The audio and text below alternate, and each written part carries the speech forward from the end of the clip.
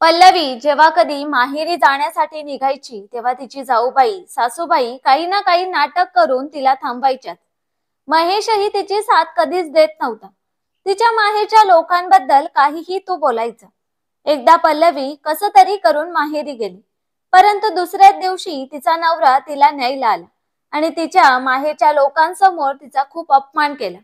तिच्या आईनेही जावयाचीच बाजू घेतली आणि तिला तिच्या सासरी जायला सांगितलं. पल्लवी सासरी तर गेली, पण गेल्यावर तिने असे काही केले की सगळ्यांनी तिचे पायच धरले. कारण पल्लवी आज सकाळपासून लवकर लवकर सगळी कामं पूर्ण करत होती. कारण आज तिला तिच्या माहेरी जायचे होते आणि जर ती माहेरी गेली तर तिच्या अनुपस्थितीमध्ये घरच्यांना जास्त त्रास होऊ नये. कारण ती यावेळेस 3-4 दिवस माहेरी राहायला जात होती. त्यामुळे आनंदाने ती सर्व कामं लवकर लवकर पूर्ण करत होती. तिचे माहेर आणि सासर एकाच शहरात होते, त्यामुळे तिला माहेरी जाण्याची परवानगी कधीच दिली जात नव्हती. ती जेव्हा कधी माहेरी जायची तर तिला हे सांगून परत बोलवायचे की माहेर जवळच तर आहे, मग तिथे रात्रीचे कशाला थांबायचे, पुन्हा कधीतरी जा. त्यामुळे पल्लवी फक्त 2-3 तास थांबायची आणि सासरी पुन्हा यायची. माहेरी तिने कधीच रात्र घालवलीच नव्हती. जेव्हा कधी तिला माहेरी जायचं असलं तर कोणती ना कोणती गडबड नक्कीच व्हायची आणि तिचा मूड खराब व्हायचा. त्यामुळे ती नेहमी प्रयत्न करायची की यावेळेस गडबड होऊ नये. देवाच्या कृपेने यावेळेस तिची सासू सुद्धा ठीक होती. पण म्हणतात ना की घरात अशी कोणी ना कोणी व्यक्ती नक्कीच असते की जिच्यामुळे घरात अडचणी येतात. आणि पल्लवीच्या घरात ती व्यक्ती तिची मोठी जाऊबाई होती. कारण जेव्हा कधी पल्लवी माहेरी जात होती तेव्हा मागे तिची मोठी जाऊबाई काही ना काही नाटक नेहमी करत असायची. मोठ्या जाऊबाईचे माहेर खूप दूर होते, त्यामुळे ती जेव्हा कधी तिच्या माहेरी जायची तेव्हा तिथे ती महिनाभर तरी राहायची. परंतु जेव्हा पल्लवी माहेरी जायचं बोलायची तेव्हा सगळे लोक तिला हेच बोलायचे की अरे राहण्याची काय गरज आहे, जेव्हा तुला जायचे असेल तेव्हा जा, पण राहू नकोस. आज सकाळपासूनच जेव्हा ती माहेरी जाण्यासाठी तयार होत होती तेव्हा तिची मोठी जाऊबाई आली आणि तिला विचारले की पल्लवी परत कधी येणार आहेस. तेव्हा पल्लवी घाबरत घाबरत आपल्या मोठ्या जाऊबाईंना म्हणाली की ताई, 1 आठवडा थांबण्याचा विचार करत आहे. तेव्हा मोठी जाऊबाई तिला म्हणाली की 1 आठवडा जास्त होत नाही का, रोहनचे पेपर सुद्धा स्टार्ट होणार आहे. तू तिकडे एवढे दिवस राहशील तर घरातली सगळी कामं मलाच करावे लागेल. मी एकटी कशी करू आणि मग घरातले काम करू की रोहनचा अभ्यास घेऊ. हे बघ, यावेळेस 2 दिवसात परत ये, परत केव्हा तरी जा. मोठ्या जाऊबाईंचे बोलणे ऐकून पल्लवी उदास झाली आणि मनातल्या मनात विचार करू लागली की परत केव्हा तरी जा हे कधीच येत नाही. पल्लवीने उदास होऊन आपल्या सासूबाईंकडे पाहिले तेव्हा सासूबाई तिला म्हणाल्या की बघ बाई, तुझ्या मनावर आहे, तुझं मन करेल तोपर्यंत राहा आणि जेव्हा मन होईल तेव्हा परत ये. सासूबाईंना माहित होतं की पल्लवी 2 दिवसातच परत येणार, कारण तिचा स्वभावच असा होता की तिला दुसऱ्यांचा त्रास सहन होत नव्हता आणि ती त्यांना लगेच साथ द्यायची. ती आपल्या स्वभावाच्या विरुद्ध काम करणार नाही आणि सगळ्यात महत्वाचं, तिचा नवरा तरी तिला कुठे साथ देतो. विचार करायची की काही स्त्रिया किती नशीबवान असतात ना, ज्या सांगू शकतात की मी इतके दिवस माहेरी राहणार आहे आणि त्यांना त्यांचे पतीही साथ देतात. परंतु पल्लवीचा नवरा महेश तर नेहमी पल्लवीच्या चुकाच काढायचा. असो, कसं तरी करून पल्लवी तिच्या माहेरी गेली. पल्लवी तिच्या माहेरी पोहोचली तेव्हा तिच्या माहेरचे सगळे लोक खूप खुश झाले होते. तिच्या भाचीने तिला लगेच विचारले, आत्या, यावेळेस 1 आठवडा तरी राहणार ना. तेव्हा पल्लवी हसली आणि मनातल्या मनात उदास झाली. आता मुलांना काय उत्तर देऊ, जाऊ दे, जितके दिवस मिळाले आहेत तितके दिवस आराम करून घेऊ. हा विचार करून तिने वाईट विचारांना झटकले. माहेर याचा अर्थ मस्ती, सुख आणि स्वतंत्रता आहे. 2 दिवस तर बहीण आणि भाची सोबत शॉपिंग आणि कधी आईच्या हाताचे जेवण तर कधी वहिनी सोबत गप्पा मारण्यातच निघून गेले. संध्याकाळी दादा आणि बाबा कामावरून आल्यानंतर जेवणाच्या वेळेस त्यांच्यासोबत गप्पा व्हायच्या आणि याच दरम्यान ती आपल्या नवऱ्याचा फोन उचलू शकत नव्हती. तेव्हा तिला खूप टेन्शन आले होते की आता ते म्हणतील की तुला साधा फोन उचलायला सुद्धा वेळ मिळत नाही. असो, वेळ पंखा लावून उडून गेला. आज 3रा दिवस होता. पल्लवीला सकाळपासूनच टेन्शन होतं की आता थांबावं की सासरी परत जावं. कारण जर नाही गेली तर कारण नसताना घरी टेन्शनचं वातावरण निर्माण होईल. कारण नसताना मोठ्या जाऊबाई रुसून बसतील. हा सगळा विचार करत तिने आपल्या नवऱ्याला म्हणजे महेशला फोन केला आणि त्याला विचारले. तेव्हा महेश लगेच म्हणाला की 2 दिवस तर राहिले आहेस ना माहेरी, तुझं मन भरत नाही का? आता बस झालं, आज परत ये. वहिनीला सुद्धा तुझी गरज आहे. आपल्या नवऱ्याचे बोलणे ऐकून पल्लवीचं डोकं शून्य झालं होतं. आता ती विचार करू लागली की महेश तिचा नवरा असूनही कधीच त्याने आपल्या बायकोचं मन ओळखलंच नाही आणि नाही कधी तिच्या दुःखाला समजून घेतलं. त्याला कधी तिचं माहेरी जाणं आवडलंच नव्हतं. पल्लवीला माहित होतं की महेश तिची साथ कधीच देणार नाही आणि कदाचित त्याचमुळे ती परत आपल्या सासरी जाण्यासाठी मजबूर झाली होती आणि उदास होऊन विचार करू लागली, असे का होते की नवरा साथ देत नाही? जर नवऱ्याने तिची साथ दिली तर ती स्वच्छंद मनाने आपल्या बाबांच्या घरी 1 आठवडा सुद्धा राहू शकली असती. आणि वरतून जेव्हा कधी महेश सोबत बोलणं व्हायचं तेव्हा तो कायमच तिच्या माहेरच्यांना नाव ठेवत असायचा. म्हणायचा की कुठे तुला तिथे पंचपक्वान्न मिळतात, त्यामुळे तुला इकडे येण्याची इच्छा होत नाही. आपल्या बापाच्या घरी तुला कधी सुख मिळाले नाही, कधी सुविधा तरी माहिती नाही, मग तिकडे जाण्यासाठी तू एवढी का मरतेस? आता पल्लवी त्याला कशी समजावून सांगेल की आपलं घर ते आपलंच असतं आणि पिंजरा तो पिंजराच राहतो. मग तो पिंजरा कितीही किमती धातूने बनवलेला असेल, आपल्या घराची मातीची भिंत सुद्धा प्रत्येक मुलीला प्रियच असते. हाच विचार करता करता पल्लवी आंघोळ करून जेव्हा घराच्या छतावर कपडे टाकण्यासाठी गेली तेव्हा तिने आपल्या बालपणीची मैत्रीण माधुरीला पाहिली. ती सुद्धा तिच्या माहेरी आली होती. दोघी मैत्रिणी एकमेकांना पाहून खूप खुश झाल्या होत्या. घराच्या छतावरूनच दोघींनी एकमेकींना हात हलवून अभिवादन केले आणि मग धावतच पल्लवी खाली आली. तोपर्यंत माधुरी दरवाजाच खोलत होती. आतमध्ये येताच दोघींनी आनंदाने एकमेकींना मिठी मारली आणि मग तक्रारी चालू झाल्या. तू मला विसरली, माझी आठवण तुला कधीच येत नाही, एक फोन सुद्धा करत नाही, वगैरे वगैरे. गप्पा मारता मारता पल्लवीने सांगितले की मी आजच माझ्या सासरी परत जाणार आहे. संध्याकाळी ऑफिसवरून परत जाताना महेश मला न्यायला येणार आहे आणि मग मी त्यांच्या सोबत जाणार आहे. पल्लवीचे बोलणे ऐकून माधुरी नाराज झाली आणि म्हणाली, काय यार, तब्बल 4 वर्षानंतर आपण भेटलो आहोत आणि तू परत आजच जाणार आहेस? अगं, मी कधीच लवकर माहेरी येत नाही, पण जर आले तर तू तुझ्या सासरी असतेस. आज आपण योगायोगाने भेटलोच आहोत तर तू पळून जात आहेस. तेव्हा पल्लवी नाराज होऊन म्हणाली, अरे आता तुला काय सांगू, माझं सासर याच शहरात आहे, त्यामुळे मला माहेरी राहताच येत नाही. यावर तिची मैत्रीण माधुरी म्हणाली, काय यार, तू या शहरात असूनही येऊ शकत नाहीस आणि मी दूर असून सुद्धा सगळ्यांच्या विनंती करत फिरते, पाया पडून रिझर्वेशन करावं लागतं. मग म्हणतात की मुलांसोबत एकटी जाऊ नकोस, कधी कोणाला सुट्टी मिळत नाही तर कधी कोणाचा खास पाहुणा येणार असतो, मग घरातल्या बिचाऱ्या सुनबाईला माहेरी जाण्याचा प्रोग्रामच रद्द करावा लागतो. हेच माझ्या सासरचं रीत आहे बघ. तेव्हा पल्लवी म्हणाली की ही तुझ्याच नाही तर माझ्याही सासरची हीच कहाणी आहे, पण आपण तरी काय करू शकतो सांग बरं. तेव्हा माधुरी हसत हसत म्हणाली, अरे तुला ती सुषमा लक्षात आहे का? अगं ती सुषमा जी लुकडी सुकडी होती बघ, मागच्या सीटवर बसायची, क्लासमध्ये कायम घाबरलेली असायची. अगं ती मला काल मार्केटमध्ये भेटली. काय बदलली आहे यार, एकदम वाघीण झाली आहे. जीन्स टॉप घालून आणि केसांचा स्टेप कट, एकदम स्मार्ट दिसत होती. आणि एक आपण आहोत, गावंढळ बनून फिरत आहोत. सासरी हे नका घालू ते नका घालू, सगळ्यांना आनंद ठेवण्याच्या चक्करमध्ये आपण आपल्या आनंदाची कुर्बानी दिली आहे.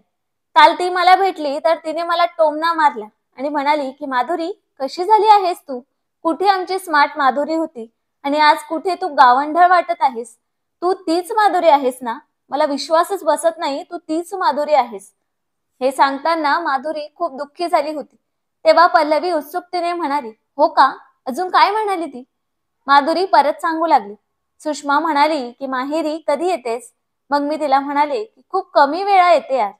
तेव्हा ती मला म्हणाली की मी तर बिनधास्त राहते, कोणाचीच पर्वा करत नाही, जे बोलायचं आहे ते बोलून द्यायचं, मला जे पसंत आहे तेच मी करते. हे नका घालू ते करू नका, तिकडे जाऊ नका इकडे जाऊ नका, बोलू नका हसू नका. यार आपण काय त्यांच्या कठपुतली झालो आहोत का, त्यांच्या म्हणण्यानुसार त्यांच्या बोटावर नाचायला? मग मी सुषमाला म्हणाले की सुषमा, तुला कोणाची भीती वाटत नाही का ग? लोक काय म्हणतील? तेव्हा सुषमा म्हणाली, लोकांची पर्वा करायची नाही, सगळ्यांना आपण खुश ठेवू शकत नाही. राहिली गोष्ट नवऱ्याची, जर तो तुम्हाला समजून घेत असेल तर ठीक आहे, नाहीतर त्याच्याकडून सुद्धा जास्त अपेक्षा करू नका. नवऱ्याला नेहमी वाटतं की बायकोने त्याच्या पुढे पुढे करावं, घरात दबून राहावं आणि फुल टाइम घरात मोलकरणीसारखं काम करावं. माझा नवरा असाच होता. पण ज्या दिवशी मला वाटलं की आता जास्तच होत आहे आणि डोक्यावरून जायला लागला आहे, तेव्हा मी घरात तमाशा केला. गळा तेवढाच दाबायचा जेवढा श्वास घेता येईल. जर श्वासच थांबला तर जीवनच संपेल. त्यामुळे पहिल्यांदा स्वतःला महत्त्व द्या. पल्लवी, खरं सांगू का, मला सुषमाचे बोलणे बरोबर वाटले की आपण स्वतःला विसरलोच आहोत. आपल्याला या बंधनातून बाहेर निघायलाच हवं. पल्लवी माधुरीचे बोलणे ऐकत होती आणि तिला खूप आश्चर्य वाटत होतं. इतकी शांत असणारी मुलगी इतकी वाघिणीसारखी कशी काय झाली? पल्लवीला सुद्धा वाटले की मी सुद्धा वेडी आहे. स्वतःच्या आनंदाला कधी महत्त्वच दिले नाही. मनात विचारांचे काहूर माजायला लागले. तेव्हा माधुरी म्हणाली की आता तू काय विचार करत आहेस पल्लवी? जाणार आहेस का आज सासरी? का नवऱ्याला इकडे येण्यासाठी नकार देणार आहेस? तेव्हा पल्लवी माधुरीला म्हणाली, बघते यार. एवढं बोलून पल्लवी विचारात पडली. आता काय करू? तेव्हा माधुरी म्हणाली, ठीक आहे, मी जाते. आता एवढं बोलून नंतर माधुरी निघून गेली. पण पल्लवीला विचारात पाडून गेली. दिवसभर पल्लवी खोलीत पडून होती आणि आता संध्याकाळ झाली होती. महेशची येण्याची वेळ झालेली होती. आई भजी बनवायची तयारी करत होती. तेव्हाच दारावरची बेल वाजली. कदाचित तिचा नवरा महेश होता, जो ऑफिसवरून सरळ तिला घ्यायला आला होता. परंतु पल्लवीच्या मनात चाललेल्या विचारांचा आता वादळात रूपांतर झालं होतं, जे कधीही बाहेर येऊ शकत होतं. परंतु तिची हिंमतच होत नव्हती. ती विचार करत होती की मागच्या 2 वर्षांपासून जे करत आहे त्यातून एकदम कसे काय नवीन रूपात यायचं. पल्लवी आपल्या खोलीत बसून स्वतःशीच लढत होती. ती काय होती आणि आता काय झाली आहे? आता तर बाहेर महेश सुद्धा आले आहे. काश मी त्यांना पहिला फोन केला असता आणि नकार दिला असता. आता मी काय करू? जर त्यांना नकार दिला तर ते नाराज होतील आणि विचार करतील की माझ्या माहेरच्यांनीच माझे कान भरले आहेत. एकतर महेश पहिलेच माझ्या माहेरच्या लोकांशी नाराज असतात. जर त्यांच्या डोक्यात हा विचार आला तर माहित नाही काय होईल. असाच काहीतरी विचार पल्लवी करतच होती. तेव्हाच तिला तिचा भाचा बोलवायला आला आणि म्हणाला, आत्या, बाहेर मामा आले आहेत, तुम्हाला बोलवत आहेत. पल्लवी म्हणाली, हो बाळा, तू जा, मी येतेच. असे बोलून पल्लवी ज्या अवस्थेत होती तशीच बाहेर हॉलमध्ये गेली. महेशला बघून शांत झाली. महेश पाणी पित होता. पल्लवीला अशा अवस्थेत पाहून तो थोडा चिडला आणि म्हणाला, हे काय पल्लवी, तू अजून तयार झाली नाहीस? जायचं नाही का? पल्लवी गडबडून म्हणाली, हो, नाही जायचंय. तब्येत थोडीशी खराब वाटत आहे. महेश परत चिडून म्हणाला, मग होईल ना तब्येत ठीक? तिकडे काही तुला जेलमध्ये राहायचंय का, जी तिकडे तुझी तब्येत ठीक होणार नाही? हे ऐकून पल्लवी मात्र थोडी चिडली आणि म्हणाली की जेलपेक्षा तर कमी नाही ना. मन नसताना तिकडे काम करावं लागेलच ना. आणि काम करण्यासाठी माझी तब्येत आता ठीक नाही. तुम्ही तर मला समजूनच घेत नाही. सोडा, आज मी येणारच नाही. पल्लवीचे उत्तर ऐकून महेशला राग आला होता. तो म्हणाला की हे बघ पल्लवी, विचार कर, तू काय करत आहेस, काय बोलत आहेस. आता माझ्यासोबत आली नाहीस तर मी तुला परत घ्यायला येणार नाही. तू स्वतःच तिकडे येशील. त्यावेळी पल्लवीची आई भजीची प्लेट घेऊन येत होत्या. तेव्हा या दोघांचे बोलणे ऐकून तिथे स्तब्ध उभ्या राहिल्या. विचार करू लागल्या की अरे, हे काय चाललं आहे? अचानक पल्लवी अशी कशी बोलायला लागली आहे? मुलीचे आई वडील नेहमी आपल्या मुलीकडून हीच आशा करतात की ती आपल्या आनंदाला स्वाहा करून नेहमी त्यांच्या आत्मसन्मानाचा विचार करत राहू. संस्काराच्या गोष्टी ऐकवून स्वतः आई वडील आपल्या मुलीला कमजोर बनवतात की ती आपल्या हक्कासाठी बोलू शकत नाही. म्हणतात ना, मुलीने उत्तर दिले तर ती आगाऊ आणि सहन केले तर संस्कारी. पल्लवीच्या आईने पल्लवीचे बोलणे ऐकल्यावर ती पल्लवी जवळ आली आणि म्हणाली, तू काय बोलत आहेस बाळा? एकतर जावई बापू आले आहेत आणि ते बरोबर तर बोलत आहेत ना. जर तुला जायचंच नव्हतं तर पहिले त्यांना सांगायचं होतं. तेव्हा पल्लवीने आईकडे बघत सांगितलं की तुला जर मी इथे राहिलेलं आवडत नाही तर मी जाते, पण माझा आत्मा इथेच राहील आणि शरीर जाईल. पुन्हा हे शरीर तुझ्या घराची पायरी चढणार नाही. महेश हैराण होऊन पल्लवीकडे बघत होता आणि मनात विचार करत होता की हे काय झालं आहे तिला. तो विचार करत होता तेव्हा पल्लवी धावतच आपल्या खोलीत गेली आणि आपल्या बॅगेत सामान ठेवायला लागली. त्यानंतर आईला भेटताच कोणाचाही निरोप न घेताच ती सरळ महेशकडे गेली. महेशने हात जोडून आईचा निरोप घेतला, पण आई मात्र स्तब्ध उभी राहून पल्लवीकडेच बघत राहिली. रस्त्यादरम्यान पल्लवी महेश सोबत एकही शब्द बोलली नाही. महेशही तिला काहीही बोलला नाही. घरी येऊन पल्लवी रात्रभर रडत राहिली. आणि दुसऱ्या दिवशी ती कठपुतलीच्या बाहुलीसारखी काम करायला लागली. सगळे लोक खुश होते, फक्त पल्लवी सोडून. तिच्या अपमानाने, उपेक्षेने ती एक यंत्रवत व्यक्ती बनली. 2च दिवस झाले होते की किचन मध्ये काम करत असताना पल्लवीचे चुकून बोट कापल्या गेले, पण कुणीही तिला सहानुभूती दाखवली नाही. उलट सर्वांनी तिला दोषी ठरवून कुठे होतं तुझं लक्ष असं बोललं. पल्लवीला असं वाटायला लागलं की तिची कुणालाही फारशी गरज नाही. एक दिवस तिने स्वतःला आरशात पाहिलं आणि विचार करू लागली की हे घर, या लोकांना मी योग्य आहे का? त्या दिवशी तिने शपथ घेतली की ती कठपुतली होणार नाही आणि तिने स्वतःसाठी जगण्याचा निर्णय घेतला. तिचं हे बदललेलं वागणं पाहून सगळ्या घरच्यांना आश्चर्य वाटत होतं. महेश आणि बाकी सर्वांना तिच्या बदललेल्या स्वभावामुळे काहीच समजत नव्हतं. पल्लवीच्या मनस्थितीला तिची सासू नेहमी समजून घेत होती. एकदा तिने सकाळी पल्लवीला विचारलं की तू असं का करत आहेस पल्लवी? परंतु पल्लवी फक्त काही नाही म्हणत घरातून बाहेर निघून गेली. संध्याकाळी पल्लवी घरी उशिरा आली. ती कोणाशीही एक शब्दही बोलली नाही. महेशने तिला विचारलं की जेवण करून घे, परंतु पल्लवीने उत्तर दिलं नाही. मी जेवण करून आले आहे एवढं बोलून ती कोस बोलून झोपून गेली. दुसऱ्या दिवशी पुन्हा सकाळी 9 वाजता पल्लवी तयार होऊन बाहेर जायला लागली. तेव्हा पाठीमागून मोठ्या जाऊबाईने तिला टोकले आणि म्हणाली की अरे कुठे जात आहेस? चल, मुलांचा नाश्ता बनवायचा आहे, त्यांना शाळेला जायला उशीर होतो आहे. तेव्हा पल्लवीने पलटून मोठ्या जाऊबाईकडे पाहिले आणि तिला म्हणाली की मग मी काय करू? तुमची मुलं आहेत तर तुम्हीच बनवा नाश्ता, मी तुमची मोलकरीण नाहीये. पल्लवीचे उत्तर ऐकून मोठी जाऊबाई स्तब्ध होऊन तिला पाहू लागली की ज्या गाईला मागच्या 2 वर्षांपासून आपल्या इशाऱ्यावर नाचवले, आज त्याच गाईने तिला शिंग दाखवले. महेश तयार होऊन निघाला तेव्हा पल्लवी बाहेर गेली होती. महेश हैराण होऊन आईला म्हणाला की आई, पल्लवीला काय झाले आहे? ती अशी का वागत आहे? तेव्हा आई त्याला म्हणाली की माझ्याही लक्षात आले आहे बाळा, तुमच्या दोघांमध्ये काही भांडणं झाली होती का? तेव्हा महेश म्हणाला नाही आई, त्या दिवशी तिच्या घरी हेच झाले होते की कदाचित तिला इतक्या लवकर इकडे यायचं नव्हतं, पण तिच्या आईने जबरदस्ती तिला हे सांगून पाठवलं की हेच तिचं घर आहे. मग मला नाही माहिती की का तिला इकडे येऊन असं वागण्यात मज्जा येत आहे. तिचा खूप उन्मत्तपणा वाढत चालला आहे, खूप घमंडी होत चालली आहे. काहीतरी मला तिचा बंदोबस्त करावा लागेल. महेशचं बोलणं ऐकून आई म्हणाली की काय बंदोबस्त करशील बाळा? जेवढे मला समजले आहे की पल्लवी खूपच टेन्शन मध्ये आहे. तू तिचा नवरा आहेस, जर तूच तिला समजून घेतलं नाहीस तर कोण घेईल? तू आजपर्यंत तिच्यासोबत कधीच प्रेमाने बोलला नाहीस. ही गोष्ट तुमच्या दोघांमध्ये आहे, पण आज मला बोलावे लागत आहे. जर तुझ्या मोठ्या भावाने आणि तुझ्या बाबांनी तुझ्या वहिनीसोबत आणि माझ्यासोबत असे केले असते तर तुमच्या दोघांसाठी जीवन सहज झाले असते, नाही ना? एक मुलगी आपल्या पतीच्या भरोशावरच सासरी येते आणि त्याच्या प्रेमामुळेच ती आपल्या जीवनातील साऱ्या कठीण प्रसंगांना हसत हसत पार करते. महेश आपल्या आईचे बोलणे ऐकून चुपचाप घरातून बाहेर निघाला. आज त्याला पहिल्यांदा हे सगळं आठवू लागलं की जेव्हा पल्लवी महेशला माहेरी जाण्यासाठी विचारत असताना तो ओरडत म्हणायचा की काय सारखी माहेरी जाण्यासाठी विचारत असतेस? जा लवकर, जा आणि परत कधीच येऊ नकोस.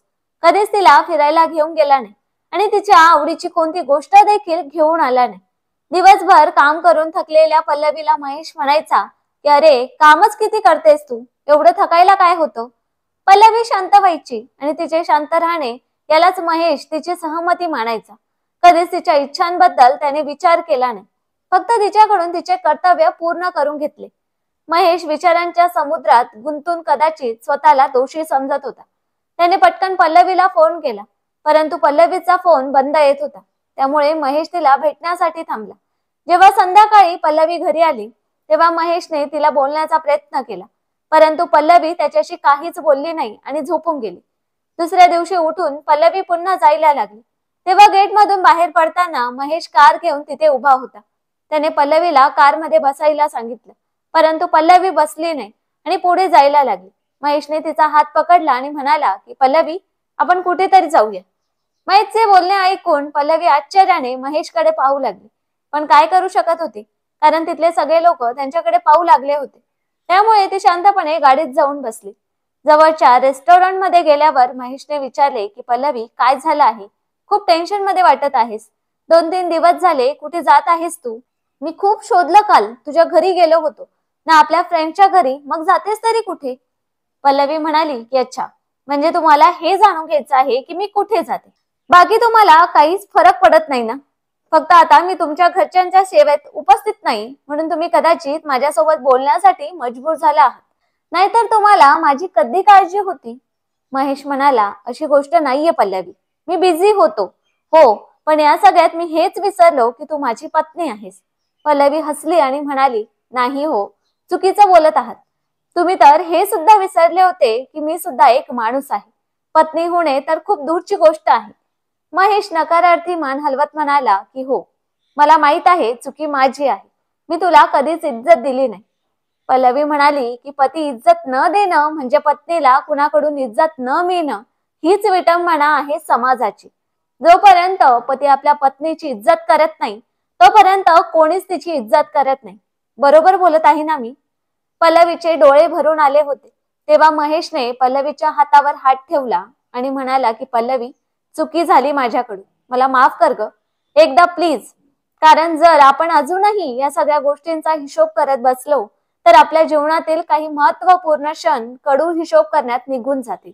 त्यामुळे शक्य असेल तर माझ्या चुकांना माफ कर प्लीज. पल्लवीने हात झटकला आणि म्हणाली की अजिबात नाही. जर मी पहिल्यासारखी झाले तर माझ्या संघर्षाचा काय अर्थ निघेल? तुम्हाला जाणून घ्यायचं आहे ना की मी कुठे जात होते? ऐका, मी कोचिंग क्लासला जात होते कारण मला कॉम्पिटिशनचा फॉर्म भरायचा आहे, मला जॉब करायचा आहे. महेश शांत होऊन म्हणाला की पल्लवी, मला माहिती आहे की तू चुकीच्या ठिकाणी जात नव्हतीस. फक्त मी काळजीत होतो की तू रोज कुठे जात होतीस, ना फ्रेंड्सच्या घरी ना आपल्या माहेरी. तेव्हा पल्लवी म्हणाली की माझ्या माहेरी जाणे तर तुम्हाला आवडत नव्हते. प्रत्येक वेळेस माझ्या घरच्यांना वाईट साईड बोलायचं की तुला तर फक्त तुझं माहेरच पसंत आहे.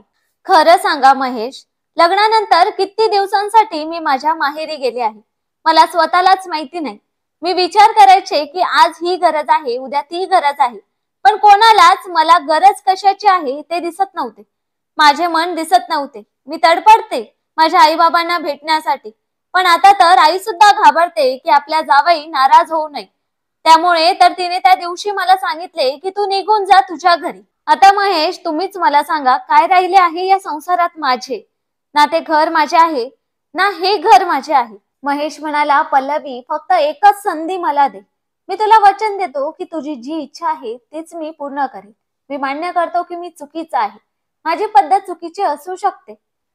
तेव्हा पल्लवी म्हणाली की नाही महेश, तुमची पद्धतच चुकीची आहे. जर तुम्ही कधी म्हणाले असते की मी तुझ्याशिवाय जगू शकत नाही तर मग तेव्हाही मी माहेरी जाण्याचा हट्ट केला असता का? तेव्हा महेश म्हणाला की हे मी नाही म्हणू शकत पल्लवी, कारण ते तुझेही घर आहे आणि तिथे तुझे आई बाबा दादा बहिणी सगळेजण तुझी वाट पाहतात. मग असे असताना इतका मी स्वार्थी कसा होऊ शकतो? तेव्हा पल्लवी म्हणाली की अच्छा, स्वार्थी नाही होऊ शकत पण कठोर होऊ शकता. पत्नीला सुनवू शकता, तिला टोमणे मारू शकता, पण प्रेम नाही दाखवू शकत. कारण प्रेम दाखवले तर कमीपणा होईल ना. यावर महेश म्हणाला, चल ठीक आहे, आज मी तुला वचन देतो की तुला जे हवे ते कर, जॉब कर, काम करू नकोस, सगळ्यांच्या बोटावर नाचणारी कठपुतली होऊ नकोस, माझ्या घरची म्हणजे आपल्या घरची महाराणी बनून राहा, सगळं काही कर पण माहेरी जाऊ नकोस. महेशचे बोलणे ऐकून पल्लवी खळखळून हसायला लागली आणि म्हणाली, अच्छा सोडा, चला ना घरी जाऊन सोबत चहा घेऊ. तेव्हा महेश म्हणाला, हो ना, जाऊ ना, पण आपल्या घरी नाही, तुझ्या घरी. तुझ्या आईच्या हाताची चव तुझ्या हाती कुठे? तेव्हा पल्लवी हसली आणि म्हणाली, अच्छा, आता तर तुम्ही म्हणत होता की सगळं काही कर पण माहेरी जाऊ नको, मग आता? तेव्हा महेश म्हणाला, अरे मस्करी करत होतो वेडाबाई. दोघेही खळखळून हसले आणि एकमेकांच्या हातात हात देऊन पुढच्या प्रवासाला निघाले. तर मित्रांनो, वरील कथेतून आपल्याला हे शिकायला मिळते की नात्यांमध्ये प्रेम, आदर आणि संवाद खूप महत्वाचे असतात. महेश आणि पल्लवी यांचं उदाहरण हे दाखवतं की एकमेकांच्या भावना आणि इच्छांचा आदर करणे आवश्यक आहे. जेव्हा आपण एकमेकांसोबत मोकळेपणाने बोलतो आणि समजून घेतो तेव्हा नातं मजबूत होतं. या कथेतून हे कळतं की नात्यात कधीही संवादाची कमी असायला नको आणि एकमेकांशी प्रामाणिकपणेच बोलावं. तर मित्रांनो, या कथेबद्दल तुम्हाला काय वाटतंय ते कमेंट करून नक्की सांगा आणि कथा आवडली असेल तर व्हिडिओला लाईक आणि चॅनलला सबस्क्राईब करायला विसरू नका. धन्यवाद.